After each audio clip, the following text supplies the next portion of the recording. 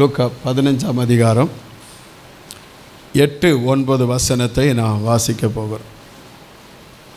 லூக்கா 15ஆம் அதிகாரம் 8ஆம் வசனம் 9ஆம் வசனம் எல்லாம் சேர்ந்து வாசிப்போமா? லூக்கா 8ஆம் அதிகாரம் 8-9 வசனம் எல்லாம்.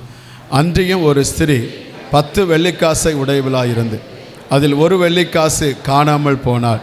விளக்கை கொளுத்தி வீட்டை பெருக்கி அதை கண்டுபிடிக்கிற வரைக்கும் ஜாக்கிரதையாய் தேடாமல் இருப்பாளோ? 9ஆம் வசனம். கண்டுபிடித்த பின்பு தன் சிநேகிதரையும் அயல் வீட்டுக்காரிகளையும் கூட வரவழைத்து காணாமல் போன வெள்ளிக்காசை கண்டுபிடித்தேன், என்னோடு கூட சந்தோஷப்படுங்கள் என்பாள் அல்லவா? ஆமே. கர்த்தருக்கு மகிமை உண்டாகட்டும். எழுந்து போனது என்கிற என்னச்சின ஒரு தலைப்பில் உங்களோடு கூட இந்த காலையில் என்னச்சின கர்த்தருடைய வார்த்தையை கொடுக்குறேன். இழந்து போனது தேவனுக்கு மகிமை. இழந்து போனது என்கிற என்னச்சுன்னா அந்த காரியம் ஒருவரிடத்தில் என்னச்சுன்னா இருந்து கை நழுவி போன ஒரு பொருளோ பணமோ ஆவணமோ இல்லை என்னச்சுன்னா ஒரு ஸ்தானமோ இல்லை ஒரு வெற்றியோ நம்முடைய கையிலிருந்து என்னச்சுன்னா அது அதை நழுகி போகிற ஒரு கை நழுவி போகிற ஒரு சூழ்நிலை. இந்த இடத்துல வாசித்த இந்த வேத பகுதியில் ஒரு பெண்மணியை குறித்து அங்கே சொல்லப்பட்டு இருக்கிறது. அந்த பெண்மணியுடைய வாழ்க்கையில் என்னச்சுன்னா 10 வெள்ளிக்காசை அவள் வைத்திருந்தாள். அதில் ஒரு வெள்ளிக்காசு என்னச்சுன்னா காணாமல் போயிட்டு. அந்த ஒரு வெள்ளிக்காசு காணாமல் போனது தன்னுடைய கவனக்குறைவினாலேயோ இல்லை ஏதோ ஒரு சூழ்நிலையில் என்னச்சுன்னா அதை தவறி விட்டாள். ஆனால் என்கிட்ட நீ 9 இருக்கு, இனி இந்த ஒரு வெள்ளிக்காசு என்னச்சுன்னா போனால் பரவாயில்லை அப்படின்னு அவன் நினைக்கவே இல்லை. அந்த 9 வெள்ளிக்காசு தான் கையில் இருந்தாலும் அந்த ஒரு வெள்ளிக்காசு தன்னை விட்டு இழந்து போன, தன்னை விட்டு காணாமல் போன அந்த ஒரு வெள்ளிக்காசை அவள் தேடி கண்டுபிடித்தாள். எப்படி தேடி கண்டுபிடித்தாளா? அந்த வசனம் எப்படி சொல்லுது பாருங்க. விளக்கை கொளுத்தி வீட்டை பெருக்கி அதை கண்டுபிடிக்கிற வரைக்கும், அது என்னது? கண்டுபிடிக்கிற வரைக்கும் ஜாக்கிரதையாய் தேடாமல் இருப்பாளோ? ஆண்டவருக்கு மகிமை உண்டாக. தேவன் நம்முடைய வாழ்க்கையில் அநேக என்னச்சின கிருபைகளை தேவன் நமக்கு தருகிறார். ஆனால் இந்த காலை நேரத்தில் என்னச்சுன்னா ஒன்றை இழந்து போயிருக்கிறோம். அந்த இழந்து போனதை மறுபடியும் நாம் புதுப்பிக்க கர்த்தர் கிருபையை தருவார். அல்லேலூயா. எதை நாம் இழந்து போயிருக்கிறோம்? தேவனுடைய உறவை நாம் இழந்து போயிருக்கிறோம். குடும்பத்தின் உறவை நாம் இழந்து போயிருக்கிறோம். கிருபைகளை நாம் இழந்து போயிருக்கிறோம். கர்த்தர் கொடுத்த அழைப்பை நாம் இழந்து போயிருக்கிறோம். ஆண்டவர் கொடுத்த ஆசீர்வாதங்களை இழந்து போயிருக்கிறோம். தேவன் தந்த ஸ்தானத்தை நாம் இழந்து போயிருக்கிறோம். இன்னும் ஜப வாழ்க்கை இழந்து போயிருக்கிறோம். ஆராதனை இழந்து போயிருக்கிறோம். ஊழியங்களை இழந்து போயிருக்கிறோம். அழைப்பை இழந்து போயிருக்கிறோம். தேவனோடு கூட பண்ணின உடன்படிக்கை இழந்து போயிருக்கிறோம். கர்த்தர் கொடுத்த பரிசுத்தத்தை நாம் இழந்து போயிருக்கிறோம். தேவனோடு கூட பண்ணின பிரதிஷ்டையை நாம் இழந்து போயிருக்கிறோம். தேவனுக்காக வைத்த வைராக்கியத்தை என்னச்சுன்னா இழந்து போயிருக்கிறோம். நல்ல குணங்களையும் நாம் என்னச்சுன்னா இழந்து போயிருக்கிறோம். பல காரியத்தை நாம் இழந்து போயிருக்கிறோம். ஆனால் இன்றைக்கு இந்த காலையில் ஒரே ஒரு காரியத்தை உங்களோடு கூட பேச ஆசைப்படுகிறேன். நாம் இழந்த தேவ உறவு என்கிற அந்த காரியத்தை உங்களை மறுபடியும் அந்த தேவ உறவுக்குள்ளாய் கொண்டு வருவதற்காக பரிசுத்த ஆவியானவர் நம்மை நடத்துவாராக. குடும்பத்தை குறித்து தான் இன்றைக்கி பேச வேண்டும் நினைத்தோம். ஆனால் இன்றைக்கி என்னச்சுன்னா ஆவியானவர் என்னச்சுன்னா ஸ்தோத்திரம் ஒரு வெளிச்சத்தை கொடுத்து இந்த காரியத்தை என்னச்சுன்னா உணர்வை கொடுத்து இதை குறித்து பேச வேண்டும் என்கிற அந்த பாரத்தை தந்தனால என்னச்சுன்னா அதை குறித்து உங்களோடு கூட பேசுகிறேன். தேவனுக்கு மகிமை உண்டாவதாக. தேவ உறவை இன்றைக்கு அநேக தேவ பிள்ளைகள் நாம் இழந்து போயிருக்கிறோம். நம்ம தேவ உறவை நான் இழந்து போயிருக்கிறேன் அப்படின்னா அதற்கு சில அடையாளங்கள் நமக்குள்ளாய் காணப்படும். அந்த அடையாளங்களை காணப்படும் பொழுது நாம் ஜாக்கிரதையாக என்னச்சுன்னா அது இழந்து போயிருக்கிறதை நாம் பெற்றுக்கொண்டால் ரொம்ப நலமாக இருக்கும். தேவனோடு கூட இருக்கிற உறவு நம்மை விட்டு என்னச்சுன்னா ஸ்தோத்திரம் விலக்கப்பட்டு இருக்கிறது, இல்லை விலகி கொண்டே இருக்கிறோம் அப்படின்னு சொன்னால், இல்லை இழந்து கொண்டே இருக்கிறோம் அப்படின்னு சொன்னால் சில அடையாளம் நமக்கு என்னச்சுன்னா காணப்படும். என்ன அடையாளம்? ஆதியில் கொண்டிருக்கிற அன்பு என்னச்சுன்னா குறைந்து விடும்.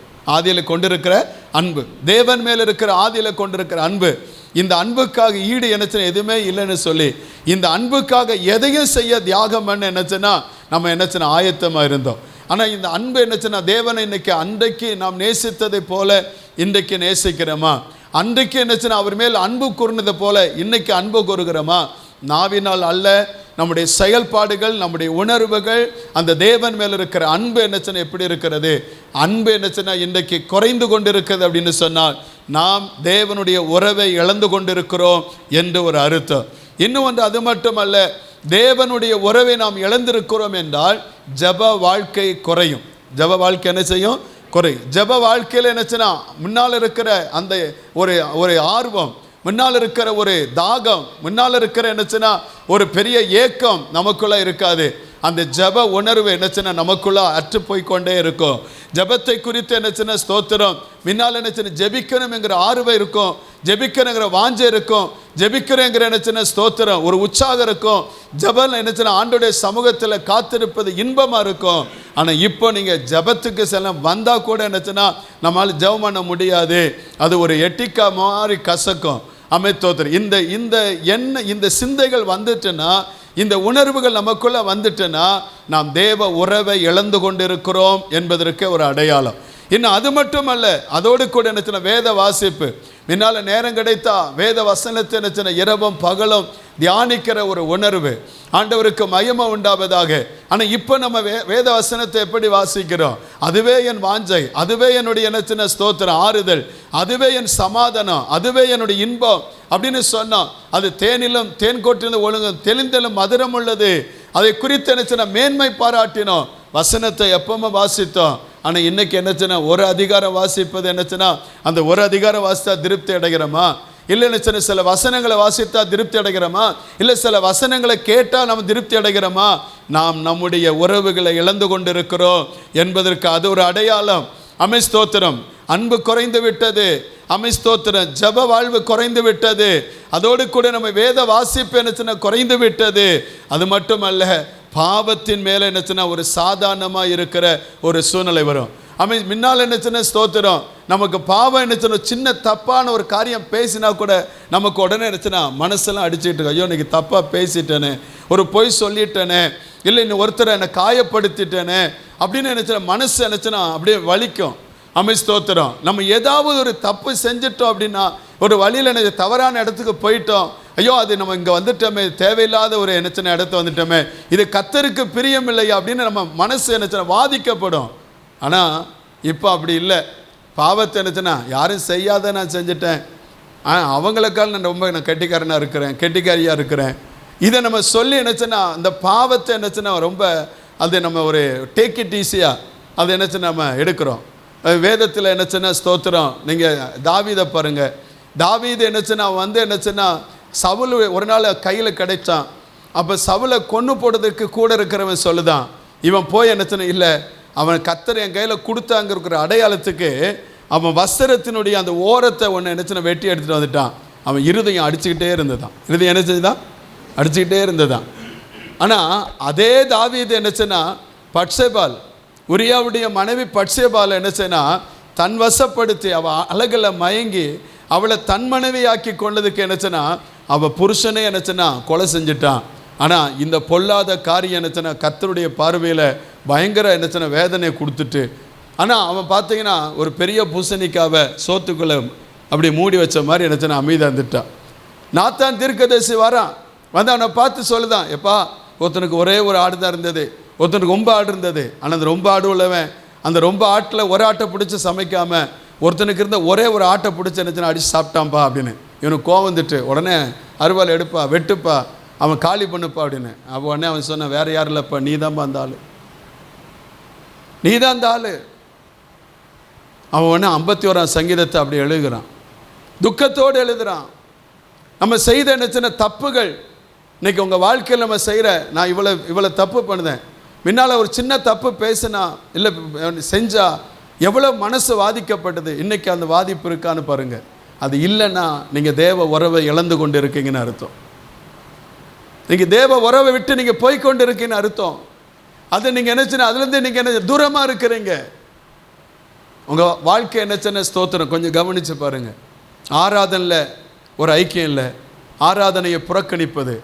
முன்னால் ஆராதனை அப்படின்னு சொன்னால் விட்டுறக்கூடாது. எந்த சூழ்நிலை வந்தாலும் சரி, காலையில் பார்த்து ஒரே டிசென்ட்ரி, அதனால் என்னச்சுன்னா ஆராதனைக்கு போகாமல் இருக்க மாட்டேன், ஒரே தழவழி, ரொம்ப பிஸி, ஆராதனை விட மாட்டேன். அந்த ஆராதனை ஐக்கியம் இருந்தது. இன்றைக்கி ஆராதனைக்கு வரலாற்றெல்லாம் ஒன்றுமே தெரியலை. அந்த அந்த அந்த இது ஒருவேளை என்னச்சுன்னா அப்படிப்பட்ட எண்ணம் இருந்தால் நம்ம தேவ உறவை இழந்துக்கிட்டே இருக்கோன்னு அர்த்தம். தேவ உறவில் நம்ம மிஸ் ஆகிட்டு இருக்கிறோம் அப்படின்னு அர்த்தம். தோத்துறோம். அது மட்டும் இல்லை, இதுக்கு அடுத்து என்ன வரும்? உலக ஆசை, உலகத்தினுடைய ஆசை. அப்படி பணம், தொழில் மேலே ஒரு ஆசை, வேலை மேலே ஒரு ஆசை, அது மேலே எனக்கு பணம் சம்பாதிக்கணும் ஆசை. இதெல்லாம் நமக்குள்ளே என்னச்சுன்னா உலக ஆசை வந்துகிட்டே இருக்கும். இந்த தேவன் மேலே இருக்கிற ஆசை, அந்த ஜபத்து மேலே இருக்கிற ஆசை, வேத வசனத்து மேலே இருக்கிற ஆசை, ஆராதனை இருக்கிற ஆசை, இதெல்லாம் போயிட்டு என்னச்சுன்னா இந்த உலகத்தில் இருக்கிற ஆசை ஒரு மனுஷனுக்குள்ளே வர ஆரம்பிச்சதுனால நம்ம அந்த தேவனோடு கூட இருக்கிற உறவை என்னச்சுன்னா கொஞ்சம் கொஞ்சமாக நம்ம இழந்துக்கிட்டே வரன்னு அர்த்தம். அது மட்டும் இல்லைங்க, பரிசுத்த ஆவியான சில உணர்வு கொடுப்பார். பரிசுத்த ஆவியானவர் சில நேரம் உணர்வு கொடுப்பார். முன்னால் உணர்வு கொடுத்தா உடனே ஆண்டவரே என்னை மன்னிச்சிருங்கப்பா, நீங்கள் என் கூட பேசுனதுக்காக தோத்துறோம், என் கூட அந்த உணர்வு கொடுத்ததுக்காக தோத்துறோம், உடனே நம்ம சரி பண்ணிக்கொள்வோம். ஆனால் இப்போ பரிசுத்த ஆவியை துக்கப்படுத்துகிறோம், அசட்டை பண்ணுகிறோம், அவரை புறக்கணிக்கிறோம். ஆண்டருக்கு மகிமை உண்டாதாக. வேதாம கல்லூரியில் படிக்கும் பொழுது செகண்ட் இயரில் என்னச்சுன்னா எங்கள் கூட ஒரு ப்ரேயர் டீம் ஒன்று இருந்தது. அப்போல்லாம் என்னச்சுன்னா டியூட்டி எல்லாம் என்னச்சுன்னா பைபிள் காலேஜ் தூக்கமே வந்து டியூட்டி மாதிரி தான் இருக்கும். நைட்டு என்னச்சுன்னா 10 மணிக்கு என்னச்சுன்னா லைட்டெல்லாம் ஆஃப் பண்ணிடணும். அதில் போய் என்னச்சுன்னா எல்லாம் தூங்க போயிடணும். அங்கே உள்ளே என்னச்சுன்னா அந்த கொசு வலைக்குள்ளே போய் பெட்டில் போய் என்னச்சுன்னா நம்ம உட்காந்துக்கலாம். வெளியில் யாரும் நடமாடக்கூடாது, கேம்பஸ்குள்ளே யாரையும் பார்க்கக்கூடாது, எல்லாம் லைட்டு ஆஃப் ஆகிரும். ஷார்ப்பாக என்னச்சுன்னா 4:30 மணிக்கு மறுபடியும் என்னச்சுன்னா காலையில் அது என்னச்சா லைட்டெல்லாம் போடப்படும். எல்லோரும் என்னச்சுன்னா சேப்பலுக்கு 5 மணிக்கு ஷார்ப்பாக போயிடணும், எல்லாம் ஆப்சண்ட் ஆகக்கூடாது. அது என்னச்சுன்னா இது ரொட்டீனாக நடக்கிற ஒன்று. இது கடையில் எங்கேயும் ரெஸ்ட்டுக்கு இடம் இருக்காது.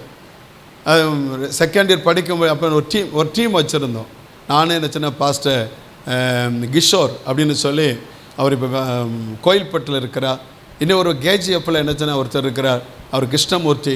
இன்னும் அதுக்கடுத்து என்னச்சுன்னா இன்னும் ஒரு என்னச்சுன்னா பாஸ்டர், அவர் வந்து மதுரையில் இருக்கிறார் இப்போது, அவர் பிரபாகர் அப்படின்னு. இங்கே நாங்கள் 4 பேரும் சேர்ந்து என்னச்சுன்னா நல்ல ஜோம் பண்ணுவோம். நைட்டில் என்னச்சுன்னா பெட்டுக்குள்ளே உட்காந்து என்னச்சுன்னா ஜோம் பண்ணுவோம்.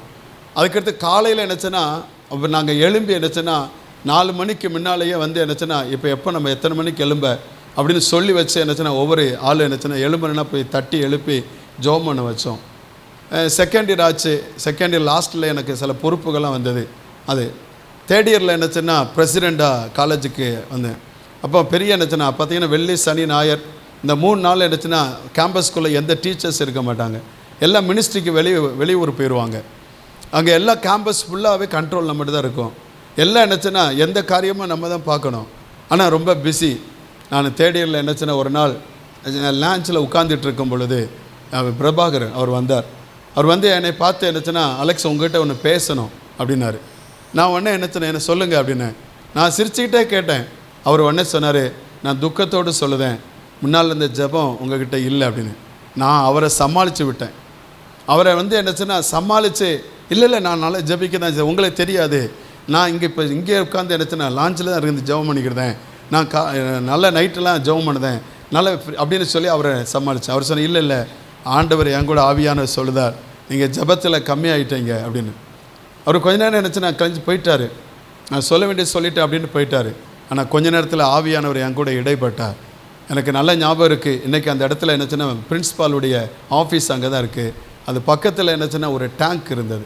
அந்த டேங்க்குடைய மறைவில் என்னச்சுன்னா போய் உட்காந்து ஆண்டுடைய சமூகத்தில் ஒப்பு கொடுத்து ஜெபம் பண்ணேன். ஆண்டவரே என் வாழ்க்கையில் என்னச்சுன்னா ஸ்தோத்திரம், உம்மோடு இருக்கிற உறவு ஒரு நாள் அத்து போயிடக்கூடாது, அது என் வாழ்க்கையில் என்னச்சுன்னா எனக்கு ரொம்ப முக்கியம்ப்பா, எது போனாலும் சரி எந்த உறவு போனாலும் சரி அந்த உறவு எனக்கு தேவைன்னு சொல்லி அன்றைக்கி மறுபடியும் ஆண்டருக்கு ஒப்பு கொடுத்தேன்.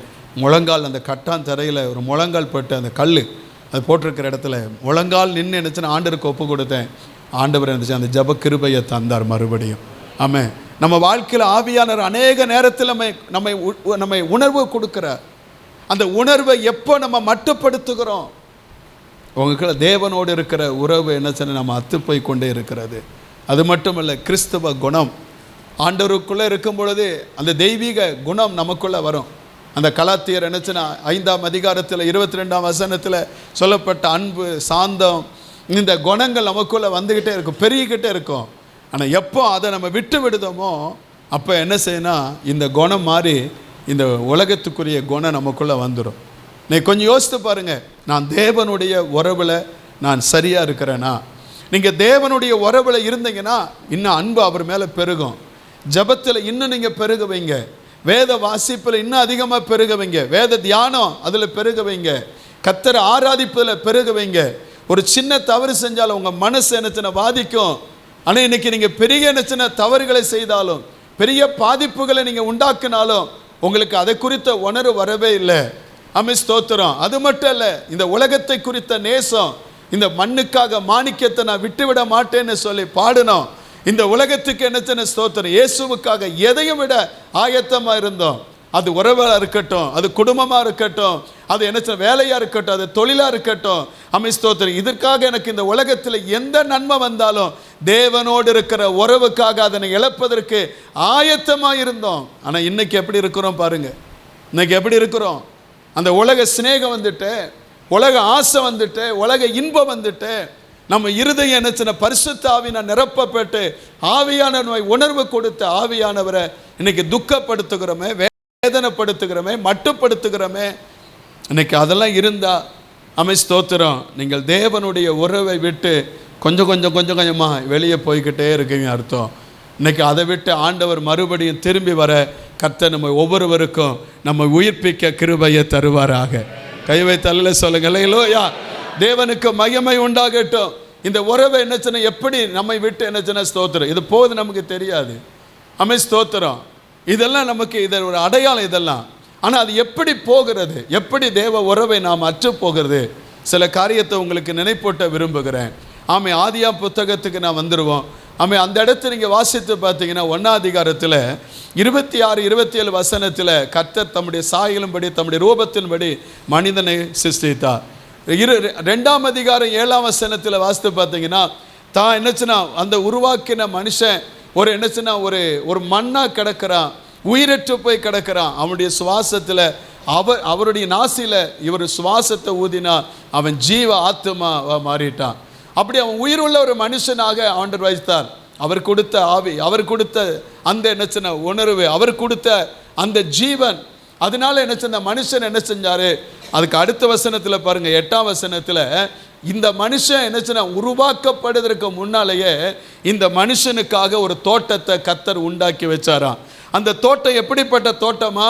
பார்வைக்கு அழகும் புசிப்புக்கு நலமுமான சகல விருட்சங்களையும், தோட்டத்தின் நடுவில் ஜீவ விருட்சத்தையும், நன்மை தீமை அறியத்தக்க விருட்சத்தையும் கர்த்தர் என்ன செய்ய முளைக்க பண்ணினா பூமியிலிருந்து என்று அங்கே வாசிக்கிறோம். அப்படிப்பட்ட ஒரு அருமையான தோட்டம். அந்த தோட்டத்தில் தான் உண்டாக்கின தோட்டத்தில் தான் உருவாக்கின மனுஷனை கொண்டு வந்து அங்கே வைத்தார் அப்படின்னு வாசிக்கிறோம்.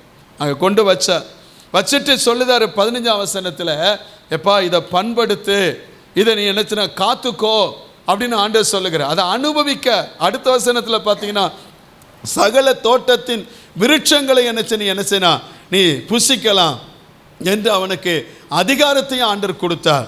கொடுத்துட்டு 17ஆம் வசனத்தில் ஒரு சின்ன கட்டளை கொடுக்குறா, எப்பா நீ எல்லாத்தையும் புசி, ஆனால் நன்மை தீமை அறியத்தக்க விருட்சத்தின் கனியை நீ என்னச்சின புசிக்க வேண்டாம், நீ அதை புசிக்கிற நாளில் நீ சாகவே சாவா என்று சொன்னான். எல்லா ஆசீர்வாதத்தையும் கொடுத்தார், எல்லா ஆசீர்வாதத்தையும் அனுபவிக்க கொடுத்தார். அந்த மனுஷனுக்கு ஒரே ஒரு கட்டளை கொடுத்தார். இந்த ஒரு கட்டளை என்ன? இந்த கனியை மட்டும் புசிக்காத, இந்த கனி உன்னை நான் பரீட்சித்து பார்ப்பதற்காக, நீ என் மேலே இருக்கிற வார்த்தைக்கு உண்மையாக ஸ்தோத்திரம் விசுவாசமாக இருக்கையா, கீழ்ப்படிதலாக இருக்க என்று பார்ப்பதற்காக நான் உனக்கு என்னச்சுன்னா கொடுக்குற ஒன்று, அதில் நீ எப்படி இருக்கன்னு பார்க்கணும் அப்படின்னு ஆண்டவர் என்னச்சுன்னா ஒரு டெஸ்டிங் என்னச்சுன்னா அவனுக்கு வச்சுருந்தார்.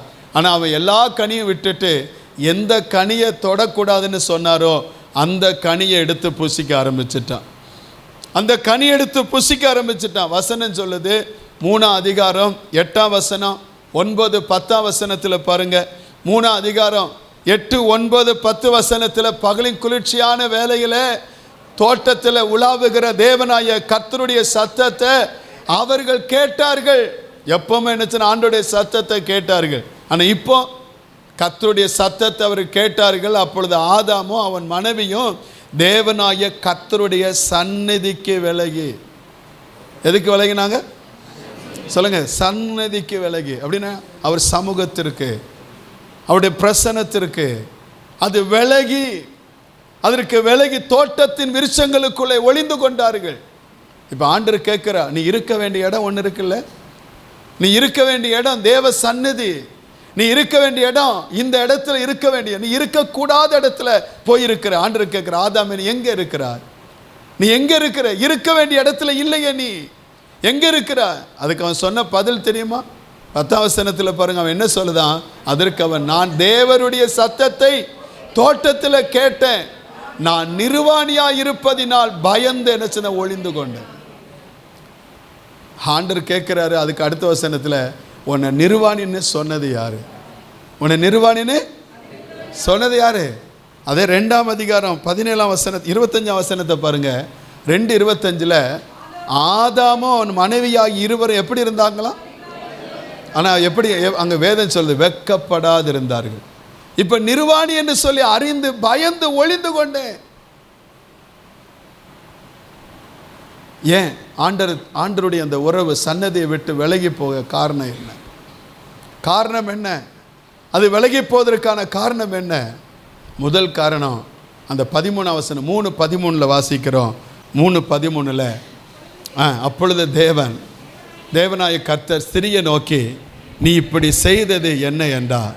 ஸ்திரியானவள், சர்ப்பம் என்னை வஞ்சித்தது, நான் புசித்தேன். யார் வஞ்சித்தது? சர்ப்பம் வஞ்சித்தது. அப்படின்னு என்ன? சர்ப்பனா அந்த பாம்பு வஞ்சிக்குமா? சாத்தான் பிசாசு பயன்படுத்தின ஒரு ஆயுதம் அதுதான். சர்ப்பம் வஞ்சனை உள்ளது, அது தந்திரமானது. ஆண்டோட வசனம் சொல்லுது. அப்போ பிசாசு என்னச்சுன்னா சர்ப்பம் அல்ல, சர்ப்பத்தை பிசாசு என்னச்சுன்னா தனக்கு ஒரு ஆயுதமாக பயன்படுத்தினான். இன்னைக்கு இதே பிசாசு என்னச்சுன்னா உங்களையும் என்னையும் தேவனுடைய உறவை விட்டு பிரிப்பதற்கு சில வஞ்சகமான என்னச்சுன்னா வார்த்தைகளை வச்சிருக்கிறான். அதுக்கு நீங்களும் நானும் உடன்பட்டுறக்கூடாது. அல்லேலூயா. இன்னைக்கு அநேக என்னச்சுன்னா நம்மை வஞ்சித்து விடுகிறாங்க, ஏமாற்றம் அடைந்து விடுகிறோம், நம்மை வஞ்சிக்கிறோம். எப்படி வஞ்சித்தா? எப்படி வந்துச்சா? கர்த்தர் சொன்ன அந்த தோட்டத்தில் சகல விருட்சத்தின் கனியை நீ புசிக்கலாம், ஆனால் நன்மை தீமை அறியத்தக்க விருட்சத்தின் கனியை மட்டும் நீ என்ன செய்யக்கூடாது? புசிக்கக்கூடாது. அது புசிக்கும் நாளில் நீ என்ன செய்வா? சரி. ஆனால் எல்லா கனியும் நீ என்னச்சுன்னா சாப்பிடும்போது சாக மாட்டா, ஆனால் இதை சாப்பிடும்போது நீ சாவாய். அதே என்னச்சுன்னா என் உறவுகள் உன்னை விட்டு என்னச்சுன்னா மாறும். அதுதான் ஆண்டவர் ஆத்தும என்னச்சுன்னா மரணத்தை ஆண்டவர் அங்கே என்னச்சுன்னா சொன்னார். ஆனால் பிசாசு என்ன சொன்னா? அந்த 3ஆம் அதிகாரம் 2ஆம் வசனத்தில் பாருங்க, பிசாசு அவன் சொன்னது, அவன் சிறி சர்ப்பத்தை பார்த்து, நாங்கள் தோட்டத்தில் விருட்சத்தின் கனிகளை எல்லாம் என்ன செய்யலாம்? புசிக்கலாம். ஆனால் அவன் என்ன கேட்டான்? 1ஆம் வசனத்தில் பாருங்க. 1ஆம் வசனத்தில், கர்த்தர் உண்டாக்கின சகல காட்டு ஜீவன்களை பார்க்கலாம் சர்ப்பமானது தந்திரம் உள்ளது, அது ஸ்திரியை நோக்கி, நீங்கள் தோட்டத்தில் சகல விருட்சங்களின் கனியும் புசிக்க வேண்டாம் என்று தேவன் சொன்னது, சகல விருட்சத்தின் கனியும் புசிக்க வேண்டாம் என்று சொன்னது உண்டா? அவன் உடனே சொன்ன, இல்லை. அடுத்த வசனம் பாருங்க, இல்லை, நாங்கள் தோட்டத்தில் விருட்சத்தின் கனியெல்லாம் நாங்கள் என்னச்சுன்னா புசிக்கலாம்.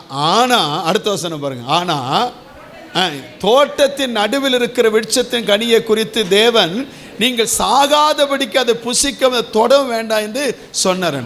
அவனை பிசாசு இப்போ தான் வஞ்சகத்தை வச்சான். எங்கே வச்சான்? வார்த்தையினால் வஞ்சகம். வார்த்தையினால் வஞ்சகம். எந்த வேதத்தை நாம் என்னச்சுன்னா கையில் வைத்திருக்கிறோமோ அதே வேதத்தை சுமந்தே நம்மை வஞ்சிக்கிற கூட்டங்கள் பெருகிவிட்டது. எந்த சத்தியத்தில் நாம் ரட்சிக்கப்பட்டோமோ அதே சத்தியத்தினுடைய வார்த்தையை வச்சே நம்ம என்னச்சுன்னா அந்த சத்தியத்தை விட்டு விலக பண்ணுகிற கூட்டமும் இன்றைக்கு பெருகிவிட்டது. தேவ பிள்ளைகள் ரொம்ப ஜாக்கிரதையாக இருக்கணும். அமிஸ்தோத்திரம் வசனம் எல்லாரும் பேசலாம், ஆனால் அது பக்தி விருத்திக்கு ஏதுவான வசனமா? என் விசுவாசத்தை பலப்படுத்துகிற வசனமா? என் ஆவிக்குரிய வாழ்க்கையை அதை பலப்படுத்தி என்னை என்ன கர்த்தருக்குள் வளர்ச்சிக்கு ஏதுவாக இதை கொண்டு போகிற வசனமா என்பதை ஒரு தேவ பிள்ளை என்ன நல்லா புரியணும். அல்லேலூயா. இந்த இந்த இந்த தன்மை நமக்குள்ள, இந்த தெளிவு நமக்குள்ள இல்லாத பட்சத்தில் நாம் வீழ்ச்சி அடைவது, தேவ உறவை முறிப்பது, அது என்ன சாத்தானுக்கு ஈஸியாக மாறிடும். அவன் கேட்கிறான், தோட்டத்தின் நடுவில் விருட்சத்தை நீ தொடக்கூடாதுன்னு சொல்லியிருக்கிறார். அவன் என்ன சொல்லுதான் பாருங்க, அடுத்த வசனத்தில் பாருங்க. அடுத்த வசனம் 4ஆம் வசனத்தில், அப்பொழுது சர்ப்பம் ஸ்திரியை நோக்கி, நீங்கள் சாகவே. இப்போ ஒரு உபதேசம் வந்திருக்குல்ல, என்ன உபதேசம்? சாவாமை உபதேசம். என்ன உபதேசம்? ஆமாம், சாவு வரணும் இயேசுவின் நாமத்தில். சாவாமை உபதேசம் இதுக்கு என்ன, அது என்ன அது அது எதுக்கு சாகவே மாட்டேன், பிழைக்கவே பிழைப்பாய் அப்படின்னு. மரித்தாலும் பிழைப்பாய், மரித்தாலும் பிழைப்பாய். எப்பொழுது மாற்றிட்டாங்க பாருங்க. எங்கேருந்து பேசுகிறாங்க? இதுலேருந்து தான் பேசுகிறாங்க, இதுலேருந்து தான் பேசுகிறாங்க. நம்மளும் கேட்டுட்டு உடனே பார்த்தீங்கன்னா விசில் அடிக்கிறோம். நம்மளும் கேட்டுட்டு உடனே நினச்சுன்னா மானத்தை மறைக்க வேண்டிய சால்வையை தூக்கி சுற்றுறோம். அதுலேயே தெரிஞ்சிடணும், அதுலேயே தெரியணும். மானத்தை மறைக்க வேண்டிய சால்வை மேலே வந்துட்டு மானம் வெளியே தெரியுது, அதுலேயே தெரியணும் நமக்கு. இதே நினச்சின கர்த்தருக்கு ஆகாத ஒரு ஆராதனைன்னு தெரியணும். யோசித்து பாருங்க, உணர்ச்சி புறமான காரியம் ஆராதனை, உணர்ச்சி நமக்குள்ள. ஆனால் உண்மையாக ஆராதனை இருதயத்துக்குள்ளே இருந்து கர்த்தரை மகிமைப்படுத்துகிற ஒரு அலையில சொல்லுங்க. கர்த்தர் நம்முடைய சபை அப்படி வச்சதுக்காக கர்த்தருக்கு ஸ்தோத்திரம். அல்லேலூயா. தேவன் இந்த இந்த காரியத்தை ஒருபோது நம்மை மாறாதபடி கர்த்தர் நம்மை கடைசி வரை அப்படி நடத்துவாராக. ஆமென். ஸ்தோத்திரம். தேவனுக்கு மகிமை உண்டாகட்டும். அதை வார்த்தையை கொண்டே அவன் சந்தேகத்தை ஏற்படுத்திட்டான். இன்றைக்கி நீங்கள் பெற்றுக்கொண்ட வசனத்தை இன்றைக்கி சந்தேகிக்கிற ஏதுவான வஞ்சகமான வார்த்தையை, நுணுக்கமான இல்லை அதுலேருந்து என்ன கருக்கானது அப்படின்னு சொல்லி உங்களை அதை விட்டு மாற்றுத மாதிரி இருந்தால் நீங்கள் ரொம்ப ஜாக்கிரதையாக இருக்கும். அல்லேலூயா. முதல் அவன் அப்படி தான் சந்திப்பான். வசனம் நமக்கு என்ன சொல்லுது? 4ஆம் வசனத்து 5ஆம் வசனத்தில் பாருங்கள். 5ஆம் வசனத்தில், நீங்கள் அதை புசிக்க நாளில் உங்கள் கண்கள் திறக்கப்படும் என்றும் நீங்கள் நன்மை தீமை அறிந்து தேவர்களைப் போல இருப்பீர்கள் என்றும் தேவன் அறிவா என்று. உடனே அவள் எடுத்து சாப்பிட்டுட்டா. எந்த வார்த்தையை தேவன் கொடுத்தாரோ அந்த வார்த்தையில் சந்தேகம், அந்த வார்த்தையில் சந்தேகம். உங்கள் வஞ்சிக்கும்படியாக பிசாசு முதல்ல கொண்டு வருகிறது என்னென்னா, ஸ்தோத்திரம், தேவன் கொடுத்த வார்த்தையில் நமக்கு சந்தேகத்தை ஏற்படுத்துவான். ஆனால் ஆண்டுடைய வசனம் என்ன சொல்லுது? ஸ்தோத்திரம். அப்போஸ்தலன் பவுல் தீமோத்தேயுக்கு சொல்லும் பொழுது அவன் சொன்ன வார்த்தை என்ன? 1 தீமோத்தேயின் புத்தகம் 1ஆம் அதிகாரம் 18ஆம் வசனத்திலிருந்து வாசிக்கும் பொழுது, 1 தீமோத்தேயு 1:18 வாசிக்கும் பொழுது, குமாரனாகிய தீமோத்தேயுவே, உன்னை குறித்து முன் உண்டான தீர்க்கதரிசனங்களின்படியே நீ அவைகளை முன்னிட்டு நல்ல போராட்டம் பண்ணும்படி இந்த கட்டளைகளை உனக்கு ஒப்புவிக்கிறேன். நீ விசுவாசமும் நல்மனசாட்சியும் உடையவனாயிரு. இந்த கட்டளை நிமித்தம் இந்த நல் மனசாட்சியை சில தள்ளிவிட்டு விசுவாசமாய கப்பலை என்ன செய்தார்களாம்? சேதப்படுத்தினாங்க. 2 பேர் கொடுக்கப்பட்டிருக்கு. ஒருத்தன் பேர் இமேனையும் இன்னொன்று அலெக்சாந்தரும். அப்படிப்பட்டவர்கள் அவர்கள் தூசியாதபடி சிட்சிக்கப்பட அவர்களை சாத்தானிடத்தில் நான் ஒப்பு கொடுத்தேன் என்று பவுல் சொல்லுகிறார். ஸ்தோத்திரம். கர்த்தருக்கு மகிமை உண்டாதாக. 2 தெசலோனிக்கர் புத்தகம் 2ஆம் அதிகாரம் 8ஆம் வசனத்திலிருந்து 17ஆம் வசனம் வரையும் கொஞ்சம் வீட்டில் போய் வாசித்து பாருங்க. அங்கே என்னச்சுன்னா ஸ்தோத்திரம், கடைசி நாட்களில் அந்த கிறிஸ்து என்னச்சுன்னா எழும்பி நம்மை மோசப்படுத்துவானா. அப்படி மோசப்படுத்தினால நம்ம என்ன செய்யணுமா? 13ஆம் வசனத்தில் வாசிக்கும் பொழுது, தேவன் உங்களை தெரிந்து கொண்டார் என்பதை நீங்கள் மறந்துடக்கூடாது. கர்த்தருக்கு பிரியமான சகோதரரே, நீங்கள் ஆவியினாலே பரிசுத்தமாக்கப்படுகிறனாலும் சத்தியத்தை விசுவாசிக்கினாலும் ரட்சிப்படையும்படிக்கு ஆதி முதல் தேவன் உங்களை என்ன செய்தார்? தெரிந்து கொண்டார். எதற்காக தெரிந்து கொண்டார்? நீங்கள் ஆவியினால் பரிசுத்தமாக்கப்படுவதற்கு, சத்தியத்தை விசுவாசிக்கும்படியாக, ரட்சிப்படையும்படியாக கர்த்தர் உங்களை என்னச்சுன்னா தெரிந்து கொண்டார். அதை நீங்க என்னச்சுன்னா எப்பொழுதும் மறந்துடக்கூடாது. அதை நீங்க என்ன நினைவு கூறணும். அடுத்த வசனத்தில் பாருங்க, 14ஆம் வசனத்தில் சொல்லுகிறார், நீங்கள் நம்முடைய கர்த்தராகிய இயேசுவின் மகிமையை அடையும் பொருட்டாக எங்கள் சுவிசேஷத்தினாலே அந்த ரட்சிப்புக்கு அவர் உங்களை என்ன செய்தார்? அழைத்திருக்கிறார். நாம் அந்த ராஜ்யத்திற்கு தகுதியானவர்கள். ஸ்தோத்திரம். அந்த ராஜ்யத்துக்கு. ஆனால் இன்னொரு கூட்டம் சொல்லுது, அந்த ராஜ்யம் இங்கே நம்ம அனுபவிக்கிறோன்னு. எங்க அனுபவிக்கிறோமா? இங்க அனுபவிக்கிறோம். அதனால் நம்ம என்ன செய்யணும்? ஜாலியாக இருக்கலாம், எது செய்யலாம், எல்லாம் எவ்வளோ பாவம் செய்யலாம். கிருபை இருக்கு. இன்னொரு கிருபை உபதேசம். கிருபை இருக்கு. அன்னைக்கே இயேசு எல்லா பாவத்தையும் மன்னிச்சுட்டா. செஞ்ச பாவத்தையும் மன்னிச்சுட்டா, செய்ய போகிற மன்னிச்சுட்டா, செஞ்சு கொண்டு இருக்கிறது மன்னிச்சுட்டா. இதுதான் கிருபையின் உபதேசம். அப்படியா? அடிக்கடி கடிந்து கொள்ளப்பட்டும் தன் பிறரையை கடினப்படுத்தின சகாயமின்றி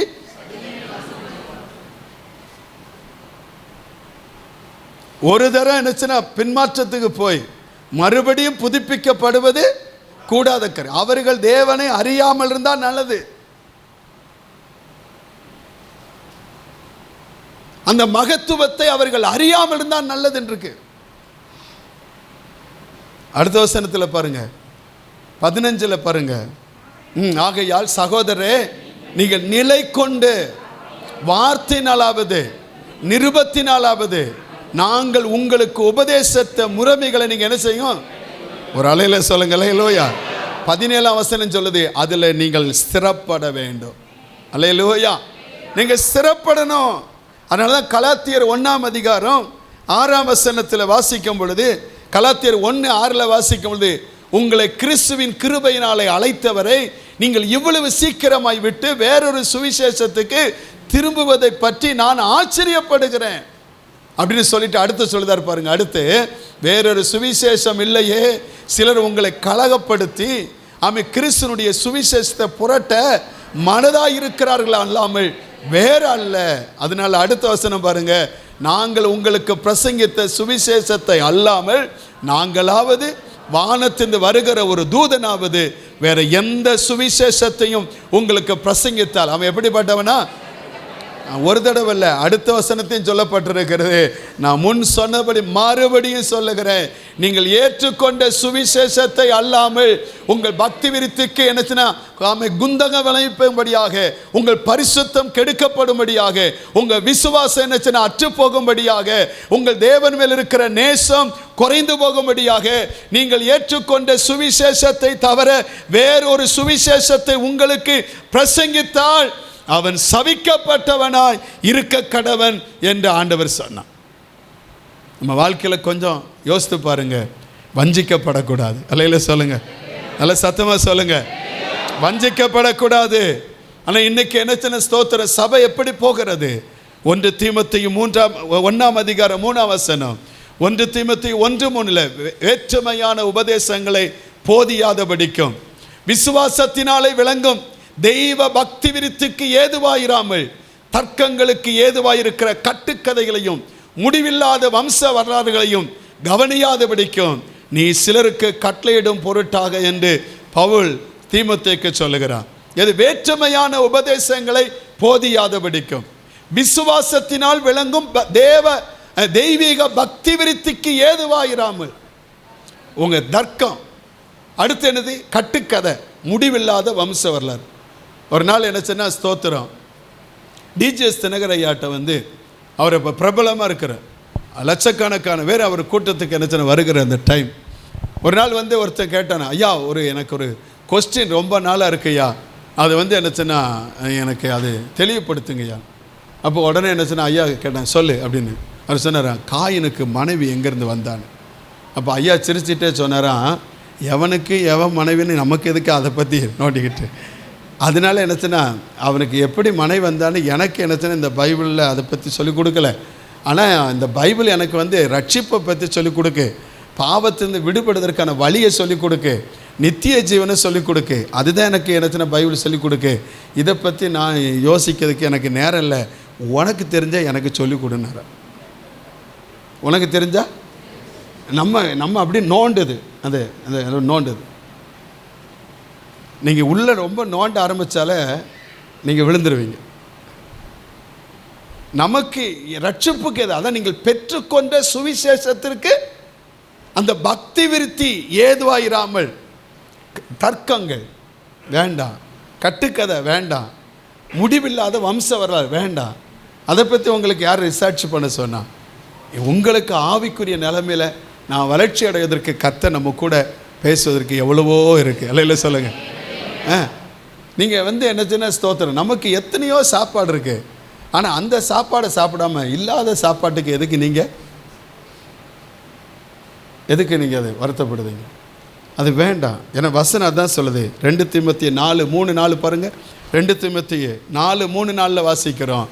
நமஸ்தோ, ஏனென்றால் அவர்கள் ஆரோக்கியமான உபதேசத்தை பொறுக்க மனதில்லாமல், ஆரோக்கியமான உபதேசத்தை பொறுக்க அப்படின்னா ஏற்றுக்கொள்ள, அது என்னச்சுன்னா அதை என்னச்சுன்னா பொறுக்கனா எடுத்துக்கொள்ள மனம் இல்லாமல் செவித்தனம் உள்ளவர்களாகி தங்கள் சுய இச்சைகளுக்கு ஏற்ற போதர்களை தங்களுக்கு திரளாக சேர்த்து கொண்டு, அடுத்த வசனம் பாருங்க, அடுத்த வசனம், ஆமென், சத்தியத்துக்கு செவிய விலக்கி கட்டுக்கதைகளுக்கு சாய்ந்து போகும் காலம் வரும்.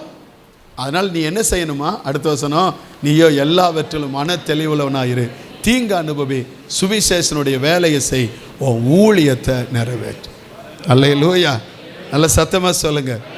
அப்போ எப்படி தேவ உறவை நம்ம விட்டு விலகிறது அப்படின்னா, ஸ்தோத்திரம், கர்த்தர் கொடுத்த அந்த சத்தியத்தை விட்டு அதை அந்த விசுவாசத்தை விட்டு விலகி போக பண்ணுகிற வஞ்சிக்கிற ஒரு சூழ்நிலை நம்ம வாழ்க்கை என்னச்சுன்னா, பிசாசு நம்மளை வஞ்சிக்கிறான், அந்த வசனத்தினாலே வஞ்சிக்கிறான். இன்றைக்கி அப்படிப்பட்ட கூட்டம் பெருகிட்டு விசுவாச பிள்ளைகள் தேவனோடு இருக்கிற உறவை விட்டுறக்கூடாது. அல்லையில சொல்லுங்கள், அதை நிலைச்சிருக்கும். அல்லையில சொல்லுங்கள். ரெண்டாவது ஒன்று எப்படி நம்ம விடுதோம்? ரெண்டாவது ஒன்று எப்படி விடுதோம்? 1 சாமுவேல் 16ஆம் அதிகாரம் 14ஆம் வசனம் சொல்லுது.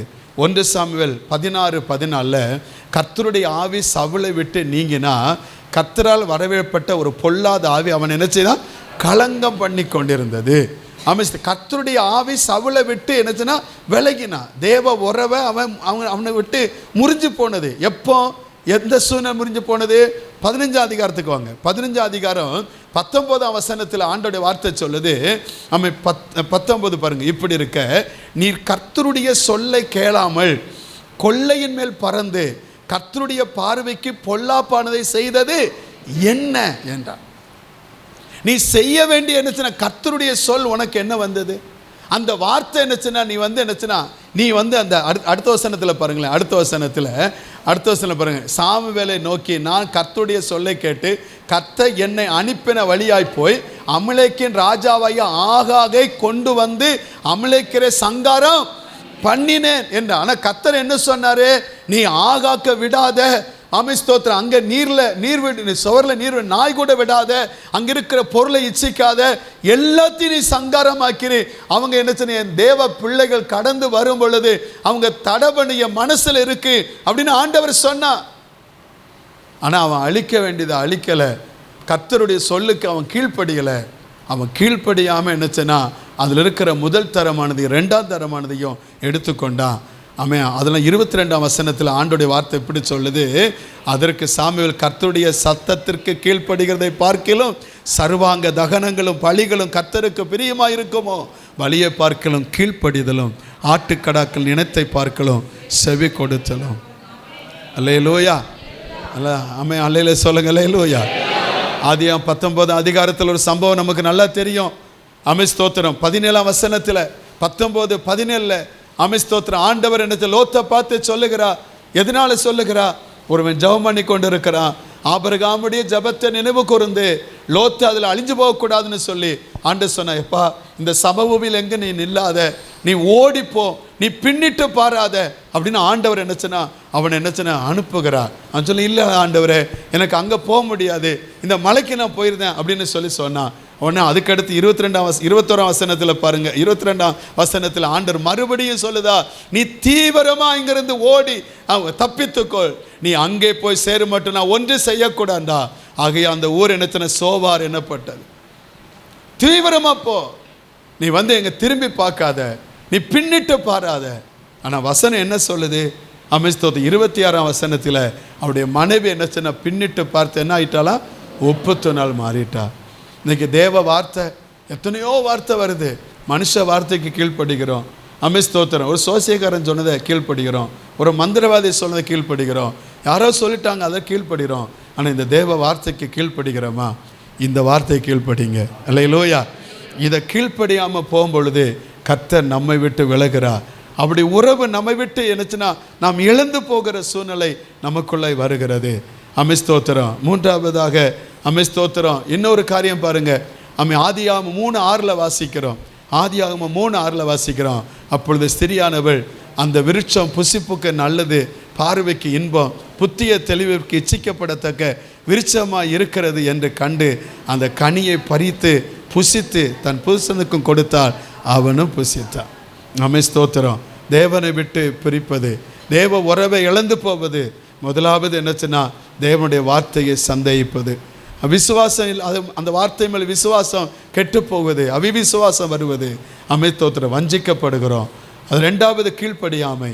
மூணாவது என்னச்சுன்னா இச்சை, ஆசை, விருப்பம், இன்பம். எதில்? தேவன் விளக்கினது, தேவன் விளக்கி வச்சது. தேவன் விளக்கி வச்சதில் நம்ம ஒரு நாள் என்ன செய்யக்கூடாது? அதை இச்சிக்கக்கூடாது, அதில் ஆசை வைக்கக்கூடாது, அது விருப்பப்படக்கூடாது, அதில் இன்பம் வரக்கூடாது. தேவன் விளக்குனதை நம்ம என்னைக்கு என்னச்சுன்னா அது மேலே இச்சை வருதோ, என்னைக்கு அது மேலே என்னச்சுன்னா ஆசை வருதோ, என்னைக்கு அது மேலே விருப்பம் வருதோ, என்னைக்கு அது மேலே இன்பம் வருதோ, அன்னைக்கு என்னச்சுன்னா தேவ உறவை நம்ம முறிஞ்சு போகும். வேதத்தில் ஸ்தோத்திரம், கர்த்தருக்கு மகிமை உண்டாதாக. யோசுவா 7ஆம் அதிகாரம் 1ஆம் வசனத்தில் பாருங்கள். 1ஆம் வசனத்தில் ஆகானை குறித்து வாசிக்கிற இஸ்ரவேல் புத்திரர் சாபத்திடா நிலை துரோகம் பண்ணினார்கள். எப்படி என்ன? யூதா கோத்திரத்து சேராகுடைய குமாரனாகிய சப்தியின் மகன் கர்மிக்கு என்னத்தின பிறந்த ஆகான் என்பவன் சாபத்திடான்ல சிலதை எடுத்து ஆகையால் இஸ்ரவேல் புத்திரர் மேல் கர்த்தருடைய கோபம். எத்தனை செத்தாங்க தெரியுமா? 36 பேர் செத்துட்டாங்க. ஒரு சின்ன கூட்டத்துக்கு முன்னால் தோல்வியை சந்தித்து 36 பேர் செத்து போயிட்டாங்க. காரணம் என்ன? சாபத்தீடானதை இச்சித்து எடுத்துக்கொண்டான். அவன் சொல்லும் பொழுது சொல்லுகிறான், 7:21 வாசிக்கும் பொழுது அவன் ஆகானே சொல்ல வார்த்தையை பாருங்க. கொள்ளையிலே நேர்த்தியான ஒரு பாபிலோனிய சால்வையும் 200 வெள்ளி சேக்கலையும் 50 சேக்கல் நிறையான ஒரு பொன் பாலத்தையும் நான் கண்டு அவைகளை இச்சித்து எடுத்துக்கொண்டேன். இதோ அவைகள் என் கூடாரத்தின் மத்தியில் பூமிக்குள் புதைந்திருக்கிறது, வெள்ளி அதன் அடியில் இருக்கிறது என்று சொன்னார். எதை இச்சித்தோம்? எதை இச்சிக்கக்கூடாதுன்னு ஆண்டு சொன்னார். வேதத்தில் ஆண்டு சொல்லியிருக்கிறாரு, பிறர் வீட்டை இச்சிக்கக்கூடாது. எதை இச்சிக்கக்கூடாது? பிறனுடைய வீட்டை. வசனத்தில் சொல்லி தான் நமக்கு நேரம் போகுது. பிறனுடைய வீட்டை இச்சிக்கக்கூடாது, பிறனுடைய மனைவியை இச்சிக்கக்கூடாது. பிறனுடைய மனைவி இச்சு அப்படின்னா அப்போ கணவனை இச்சிக்கலாமா? மனைவி இச்சைக்கூடாது, கணவனை இச்சைக்கூடாது. எப்பவுமே ஒரு என்னச்சுன்னா அந்த ஒரு ஸ்திரியை இச்சையோடு பார்க்கிற எவனும் அவளோடு என்ன செய்யணும், அதே மாதிரி அவர் திருப்பி போடுங்க. எவளும் ஒரு என்னச்சுன்னா மனுஷனை இச்சையோடு பார்த்தார், அப்படி பண்ணக்கூடாது. இச்சை. அதுக்கடுத்து யாதொன்றையும் நினச்சுன்னா இச்சிக்க கூடாதான். உபாகமம் 5:21 யாதொன்றையும் நீ இச்சிக்காத. அடுத்து நினச்சுன்னா பிறருடைய அழகை இச்சிக்க கூடாதான். எதை இச்சிக்கக்கூடாது அப்படின்னா என்னை ஒருத்தவங்களை பார்த்து ரொம்ப வர்ணிக்கக்கூடாது. நீங்கள் ரொம்ப நல்லா இருக்கிறீங்க, அதே ஆபத்து. நல்லா இருக்கீங்க முதல் வார்த்தை சொல்லுறது பிரச்சனை இல்லை. இது கருப்பு ட்ரெஸ் போட்டிருக்குன்னா நல்லா இல்லைடா அப்படின்னு சொல்ல.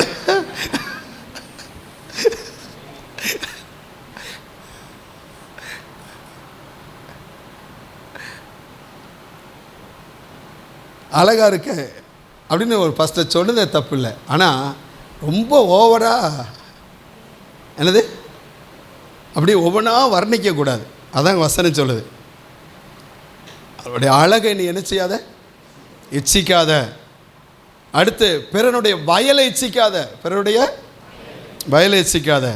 இழிவான ஆதாயத்தை இச்சிக்காத, ஐஸ்வர்யத்தை இச்சிக்காத. பாலியத்துக்குரிய என்னச்சுன்னா அந்த இச்சை அது நமக்கு என்னச்சுன்னா இருக்கக்கூடாது. பண ஆசை, இச்சை. யூதாஸ் நிலைமை நமக்கு நல்லா தெரியும். இதெல்லாம் வேதம் சொல்லுது, கிறிஸ்துடையவர்கள் தங்கள் ஆசையும் தங்கள் இச்சையும் எதில் அறைஞ்சிருக்கிறாங்க? சத்தம் வரமாட்டுக்கு. எதில் அறையணும்? இல்லைன்னா ஓங்கி உங்களை நாங்கள் அறையணும். இச்சிக்கக்கூடாது, அது இருக்கணும். அடுத்து நாலாவது ஆதியாகமம் 4:14 பாருங்கள். ஆதியாகமம் 4:14 சீக்கிரம். ஆனால் இன்று என்னை இந்த தேசத்தில் துரத்தி விடுகிறேன், நான் உமது சமூகத்தை விலகி மறைந்து பூமியின் நிலையற்ற அலையர்னாக இருப்பேன். அப்போ தேவ சமூகத்தை விட்டு ஒருத்தன் போயிட்டா எப்படி இருப்பாங்க? நிலையற்ற அலையர்னாக இருப்பேன். என்னை கண்டுபிடிக்கிறவன் எவனும் என்னை என்ன செய்வான்? கொண்டு. பாதுகாப்பே இல்லை. எதுக்கு? ஏன் இந்த தேவ சமூகத்தை விட்டு ஏன் இழந்துட்டான்? எதுக்கு இழந்துட்டான்? ஏன் இழந்து போயிட்டான்? அந்த 4ஆம் வசனத்துக்கு வாங்க. 4ஆம் வசனத்தில் ஆபேலும் தன் மந்தையின் தலையீற்றுகளையும் அவைகள் கொழுமையானவைகளும் சிலவற்றை கொண்டு வந்தான். ஆபேலும் அவன் காணிக்கையும் கர்த்தர் என்ன செய்தார்? அங்கீகரித்தார். 5ஆம் வசனத்தில் சொல்லுது, அவன் காயினையும் அவன் காணிக்கையும் அவர் அங்கீகரிக்கவில்லை. அப்பொழுது காயினுக்கு மிகவும் எரிச்சல் உண்டாகி பிறனுடைய அங்கீகரிப்பை ஏற்றுக்கொள்ளாமல் இருந்தார். நம்ம முகநாடி வேறுபடுது, ஸ்வாவம் வேறுபடுது. இன்னும் ஒருவருக்கு ஏற்படுகிற அங்கீகாரத்தை ஏற்றுக்கொள்ளாமல் இருக்க முடியும். சில நேரத்தில் வீட்டில் பாருங்கள், நம்ம பிள்ளை இருக்கும், ஆனால் பக்கத்து வீட்டு பிள்ளை இருக்கும். அந்த பக்கத்து வீட்டு பிள்ளை என்னச்சுன்னா ஸ்கூலில் நல்ல மார்க் எடுத்திருக்கும். நம்ம வீட்டு பிள்ளை என்னது மார்க் எடுத்திருக்காது. இந்த நம்ம பிள்ளைய போட்டு அடிப்பீங்க. எதுக்கு அடிப்பீங்க? இந்த பிள்ளை மார்க்கு குறைஞ்சிட்டுன்னு அடிக்கிறதில்ல. பக்கத்து வீட்டு பிள்ளை மார்க்கு அது சும்மா இருக்காது. அது சொல்லும், உங்கள் பிள்ளை எவ்வளோ மார்க்கு, குறைஞ்ச மார்க்கு கேட்க மாட்டாங்க. அது என்னச்சா நிறைவாக மார்க் எடுத்ததான். உங்கள் பிள்ளை எவ்வளோ மார்க்கு, அவ்வளோதானா, சரி அப்போ நல்லா படிக்கிற பையனில் ஒரு மார்க் வந்துடும், எங்கேயோ விட்டுட்டானே கோட்டை விட்டுட்டான் அப்படின்னு இதுங்க ஏற்றி விட்டு போயிடும். இது உடனே என்னச்சுன்னா அந்த பிள்ளை மார்க்குன்னு சொல்லிட்டு போனால் இங்கே அடி உனக்கு என்னச்சுன்னா உன்னை எப்படி வச்சுருக்கேன், உனக்கு என்ன செய்கிறேன், உனக்கு என்னெல்லாம் கொடுக்குறேன், எப்படிலாம் இருக்கேன், அங்கே பாரு அந்த பிள்ளை எப்படி அடி. பிறருடைய அங்கீகாரத்தை ஏற்றுக்கொள்ளாத மனம் இருந்தால் முகநாடி வேறுபடும். அந்த வேறுபாடு வந்துட்டாலே போதும். இது மட்டும் நான் படிப்பை சொல்லுதேன், எல்லாருமே சொல்லுதேன். இன்னும் ஒருவர் என்னச்சுன்னா ஆசீர்வதிக்கப்படும் பொழுது, இன்னும் ஒருவர் ஜெபம் கேட்கப்படும் பொழுது, இன்னும் ஒருவர் என்னச்சுன்னா தொழில் ஆசீர்வதிக்கப்படும் பொழுது, இன்னொருடைய வேலைகளை உயர்வுகள் கிடைக்கும் பொழுது, அவர்களுடைய அங்கீகாரத்தை நாம் ஏற்றுக்கொள்ளுகிற மனம் நமக்கு வரலைன்னு சொன்னால் முகநாடி என்ன செய்யும்? வேறுபடும். அவங்க தேவ சமூகத்தை உடனே என்ன நடந்தது? அங்கே எரிச்சல் வந்தது, கோபம் வந்தது. அங்கே என்னச்சுன்னா அங்கே பகை வந்து அவன் என்னச்சுன்னா தன் சொந்த சகோதரனை கொலை செய்தான். இவனுக்கு என்ன செஞ்சான்? ஒன்றுமே செய்யலை. காயின் இவனுக்கு விரோதமாக எதுவும் செஞ்சானா? காயினுக்கு விரோதமாக ஆபேல் எதுவும் செஞ்சானா? செய்யவே இல்லை. ஏன் காயின் அவனை கொன்னான்? அவனுடைய அங்கீகாரத்தை ஏற்றுக்கொள்ளுகிற மனம் இல்லை. அதனால் இவனுக்குள்ளே வந்த எரிச்சலும் கோபம் முகநாடி வேறுபட்டது. யோனா ஆண்டர் சொன்னார் 1ஆம் அதிகாரத்தில் 2:3 ஆண்டர் எங்கே சொன்னார்? நீ நினிவேக்கு போ, அந்த ஜனங்களுடைய பாவம் என் சமூகத்தில் வந்து எட்டிட்டு நீ போய் பிரசங்கம் பண்ணு அப்படின்னு சொன்னார். ஆனால் அந்த ஜனங்க பிரசங்கம் பண்ணால் மனம் திரும்புவாங்கன்னு தெரியும். அந்த ஜனங்க என்னச்சுன்னா அழியணும் அப்படிங்கிறது என்னச்சுன்னா என்னச்சுன்னா யோனா விரும்பினால அவன் போகலை. ஏன்னா அவங்க மேலே இவனுக்கு ஒரு பகை இருந்தது. அந்த பகையை தீர்த்து கொள்வதற்கு என்னச்சுன்னா கர்த்தர் இவனைத்தான் என்னச்சுன்னா அது மாற்றுவதற்காக நினைப்பினான். ஆனால் அவங்க சாகணும்னு சொல்லி அவன் நினைச்சுனா விரும்பினான். அதனால் நடந்தது என்ன? அவன் தர்சிசு கப்பல் ஏறி கூலி கொடுத்து போனான். அவன் போன என்னச்சுன்னா கப்பலை கர்த்தர் சேதப்படுத்தினான். அவனுக்குள்ளே இருக்கிற அத்தனை இழந்து போகிற சூழ்நிலை அவனோடு கூட இருப்பவர்களுக்கும் பாதிப்பை ஏற்படுத்தினது.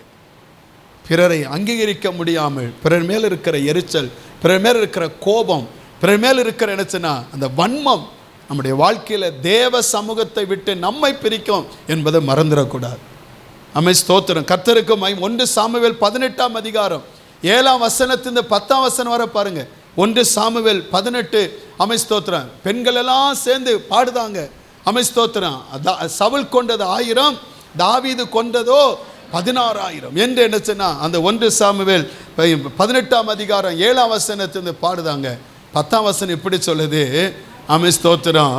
மறுநாளில் தேவனால் விடப்பட்ட பொல்லாதாவி சவுல் இறங்கிட்டு அவன் வீட்டுக்கு அது அந்த 9ஆம் வசனம் 9 பாருங்க. 9 அந்நாள் முதற்கொண்டு சவுல் தாவீது மேல் எப்படி இருந்தானா காய் மாறாமா ஒரு எரிச்சல், ஒரு கோபம் உங்களுக்குள்ளே அது இருந்தால் நீங்கள் தேவ சமூகத்தை விட்டு அது உங்களை பிரிச்சிடும். அது மறந்துடாதீங்க, அது வேண்டாம்.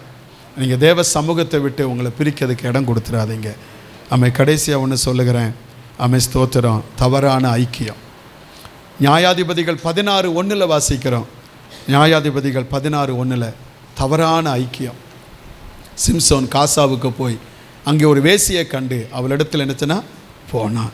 என்ன நடந்தது? 19ஆம் வசனம் பாருங்கள். 19ஆம் வசனம். அவள் அவனை தன் மடியில் நித்திரை செய்ய பண்ணி ஒருவனை அழைத்து அவன் தலைமயிரின் 7 ஜடைகளையும் சிறைப்பித்து அவனை சிறுமைப்படுத்த தொடங்கினார். அவன் பலம் அவனை விட்டு நீங்கிற்று. எவ்வளோ பெரிய பலன்! ஸ்தோத்திரம். அத்தனை பேர் பிடிக்க வராங்க, ஒரே தூக்கி அடிச்சுட்டு போயிட்டான். ஒரு பச்சை தாடையில் 1000 பேரை கொண்டுட்டான். அவனை அப்படியே நினச்ச புது கயிறில் கட்டுதாங்க, சங்கில எல்லாத்தையும் அடிச்சு உடைச்சு போட்டான்.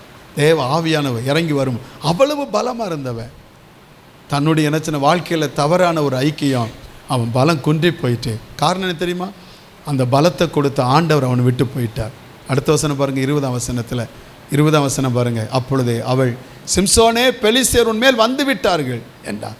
அவன் நித்திரையை விட்டு விழித்து கர்த்தர் தன்னை விட்டு விலகினதை அறியாமல் எப்பொழுதும் போல உதறி போட்டு வெளியே போவேன் என்றார்.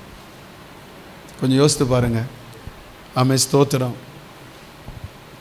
வேதத்தில் ஆதியாகமம் 13 அதிகாரத்தில் லோத்தை குறித்து வாசிக்கிறோம். அவன் கண்ணை ஏறெடுத்து பார்த்தான். அந்த தோட்டம் கர்த்தருடைய தோட்டத்தை போல இருக்குன்னு சோதமை பார்த்தான். ஆனால் ஆண்டுடைய வசனம் சொல்லுது 13ஆம் வசனத்தில், அங்கே இருந்த ஜனங்கள் என்னச்சுன்னா பொல்லாதவர்களும் கர்த்தருக்கு முன்பாக மகா பாவிகளும். ஐக்கியம் வச்சான். என்ன நடந்தது? கூடாரம் போட்டான். என்ன நடந்தது? அவன் சந்ததியே என்னச்சுன்னா நாசமாக போயிட்டு. நம்முடைய வாழ்க்கையில் கொஞ்சம் யோசித்து பாருங்கள். தேவ சமூகத்தை விட்டு இழந்து போகிற சூழ்நிலைகள், வஞ்சிக்கப்படக்கூடாது, கீழ்ப்படியாமல் போனனால, அடுத்து என்னச்சுன்னா ஸ்தோத்திரம் இச்சித்தனால, அதே போல் என்னச்சுன்னா எரிச்சல் கோபம் நமக்குள்ளே வந்தனால, தவறான ஐக்கியம், இது நம்ம விட்டு தேவனை விட்டு. இதனால தான் வேதம் சொல்லுது, வசனத்தை வாசித்து பார்த்தீங்கன்னா, வியாதி, சரீரத்தில் சுகமே இல்லை. அவரை விட்டு என்னச்சுன்னா பின்வாங்கி போகிறவங்க நிர்மூலம் ஆவாங்களாம். அவரை விட்டு என்னச்சுன்னா ஸ்தோத்திரம் அவங்க பிரயாசத்துக்கு என்னச்சுன்னா எல்லாம் வீணாய் போய்விடுன்னு சொல்லி ஸ்தோத்திரம். ஏசையா 17:10-11 வாசிக்கிறோம்.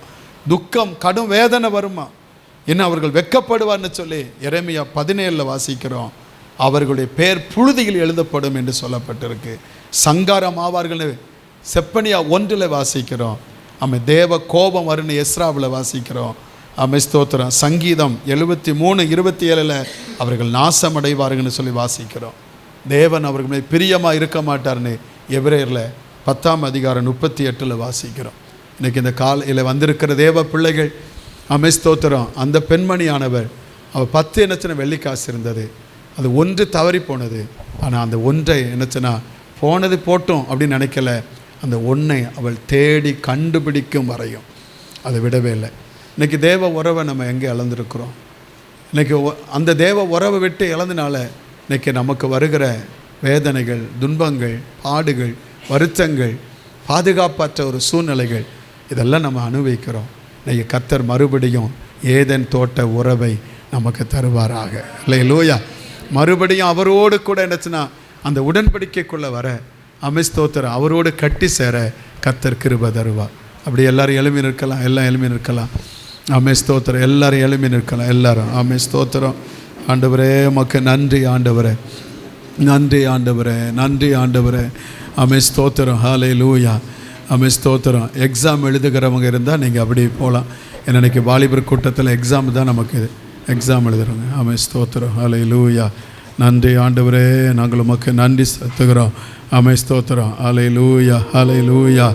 உமக்கு நன்றி ஆண்டவரே. ஸ்தோத்திரம். ஆவியானவரே உமக்கு ஸ்தோத்திரம், ஸ்தோத்திரம், ஸ்தோத்திரம். ஆண்கள் ஐக்கிய கூட்டத்தில் ஸ்தோத்திரம். எக்ஸாம் எழுத ஆயத்தமாக இருக்கிறவங்க, மற்றவங்க நீங்கள் அப்படியே மேலே போகலாம். மேலே உங்களுக்கு எக்ஸாம் நடக்கும். மற்றவங்க ஆண்டுடைய சமூகத்தில் அப்படி நம்ம ஜோம் அனுபவம். ஹல்லேலூயா. நன்றி ஆண்டவரே. ஹல்லேலூயா, ஹல்லேலூயா. ஆண்டவரே ஸ்தோத்திரம். ஆண்டவரே நன்றி செலுத்துகிறோம், நன்றி செலுத்துகிறோம். உம்மையே நானே நேசிப்பே, உம்மையே நானே நேசிப்பே, உம்மையே நானே நேசிப்பே. நான் பின்திரும்பேனே உன் சந்நிதியில் முழங்காலில் நின்று உன் பாதையில் நான் நடந்திட்டார். இன்னல் துன்பம் வந்தாலும் கரங்களை உயர்த்தி நான் பின்தேரும்பேனே. ஓ சந்நிதியில் மூல காலில் நின்று பாதையில் நடந்திட்டார். இன்னல் துன்பமே வந்தாலும் நான் பின்தேரும்பேனே. அன்பு கூறுவேன் இன்னும் அதிகமா ஆராதிப்பேன் இன்னும் ஆமா. அன்பு கூறுவேன் இன்னும் அதிகமா ஆராதிப்பேன் இன்னும் ஆர்வமா. உம்மை முழு உள்ளத்தோ ஆராதிப்பேன் முழு பலத்தோடு.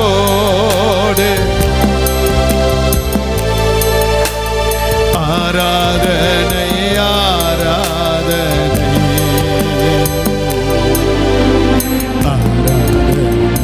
ஆராதனை அல்லேலூயா. ஆராதனை ஆராதனை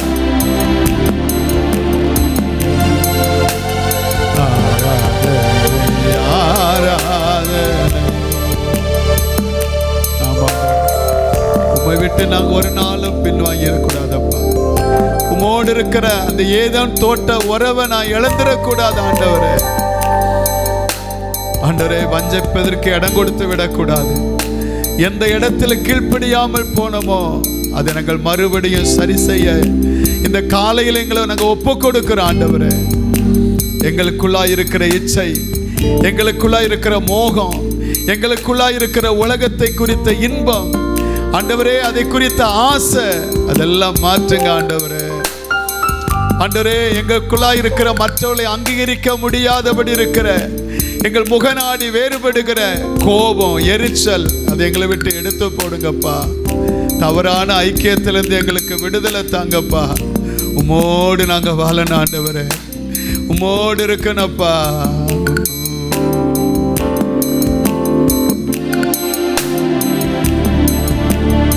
உம்மோடு இருக்கணுமே ஐயா, உம்மை போல் மாறணுமே. நானும் உம்மோடு இருக்கணுமே ஐயா, உம்மை போல் வாழணுமே. உலகின் ஒளியா மலை மேலமர்ந்து வெளிச்சம் கொடுக்கணுமே. நான் வெளிச்சம் கொடுக்கணுமே. ஓடும் நதியில் ஓரம் வளரும் மரமாய் மாறணுமே. ஓடும் நதியில் ஓரம் வளரும் மரமாய் மாறணுமே. எல்லா நாளும் இலைகளோடு கனிகள் கொடுக்கணுமே. நான் எல்லா நாளும் இலைகளோடு கனிகள் கொடுக்கணுமே. உம்மோடு இருக்கணுமே. ஏசையா, உம்முடைய சாயலின்படி உம்முடைய ரூபத்தின்படி உண்டாக்கப்பட்ட மனிதனாக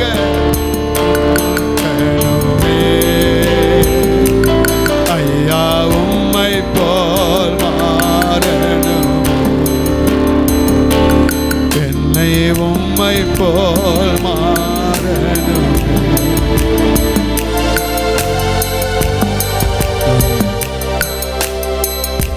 9 கையில் இருக்கு, ஒன்று தானே போயிட்டுன்னு விட்டுறாதீங்க. அது தேவ உறவை. நல்லா ஜெபிக்கிறேன், ஆனால் வேதம் தானே வாசிக்கலை, ஆராதனைக்கு தானே போகலை,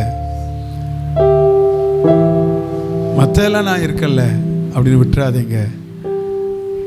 ஒன்று போனாலும் அந்த இடத்துல ஒரு வெற்றிடம் வந்துடும். சாத்தானை வந்து நம்ம வாழ்க்கையை முழுவதும் கெடுத்துருவோம், உள்ளதும் போயிடும். அதனால் ஆண்டவர் நம்ம வாழ்க்கையில் உனக்கு கொஞ்சம் பலன் இருந்தோம், கொஞ்சம் பலன் எதில்? ஆண்டவரை நேசிப்பதில், அவர் ஆராதிப்பதில், ஜபம் பண்ணுவதில், ஊழியம் செய்வதில், ஸ்தோத்திரம், வேதத்தை வாசிப்பதில், பரிசுத்த ஆவியா நம்ம கூட பேசும் பொழுதெல்லாம் எத்தனை நாள் அதை மட்டுப்படுத்தி இருக்கிறோம். அதெல்லாம் விட்டுட்டு அந்த ஒன்று தொலைஞ்சு போன ஒன்று, அது எதுவாக இருந்தாலும் இன்னைக்கு அதை எடுத்துக்கொள்ள கர்த்தர் கிருபை தருவார். அந்த தேவனுக்கும் நமக்கு இருக்கிற உறவு ஒரு நாளும் அத்து போகாதபடி அதை நம்ம மறுபடியும் சீர்படுத்த கர்த்தர் இன்றைக்கு நம்மை பலப்படுத்தினபடியா நல்ல கரம் தட்டி கர்த்தர் எல்லாரும் மகிமைப்படுத்துங்க. ஆண்டவரே உமக்கு ஸ்தோத்திரம், ஸ்தோத்திரம், ஸ்தோத்திரம். உங்களுடைய கிருபை எங்க கூட இருக்கட்டும். எங்களை சமாதானத்தோடு அனுப்புங்கப்பா. செய்கிற வேலைகள், தொழில்கள், வியாபாரம், விவசாயம், படிக்கிற பிள்ளைடைய படிப்பு எல்லாம் நீங்கள் ஆசீர்வதிங்க. குறைவில்லாத நிறைவான வாழ்க்கையை தந்து ஆண்டவர் உம்மோடு இருக்கிற உறவில் நாங்கள் இன்னும் அதிகமாய் பெருக கர்த்தர் எங்களுக்கு கிருபையை தந்து நடத்தும். தாழ்த்தி ஒப்பு கொடுக்கிறோம், ஆசீர்வதிக்கிறோம், சமாதானத்தோடு அனுப்பும். இயேசுவின் நாமத்தில் எங்கள் ஜபத்தை கேளு நல்ல பிதாவே. நம்முடைய கர்த்தருடைய கிருபையும் பிதாவுடைய அன்பும் பரிசுத்த அந்நியக்கும் சமாதானமும் ஆசீரும் பாதுகாப்பும் சுகமும் நாம் அனைவரோடு எல்லா பரிசுத்தவான்களோடும் கர்த்தருடைய வருகை மட்டும் நிறைவாயிருப்பதாக. எல்லாம் சேர்ந்து சொல்லுங்க. என் ஆத்துமாவே, என் முழு உள்ளமே, என் ஆத்துமாவே கர்த்தரை அவர் செய்த சலமரவார். ஆமென். அல்லேலூயா, அல்லேலூயா, அல்லேலூயா.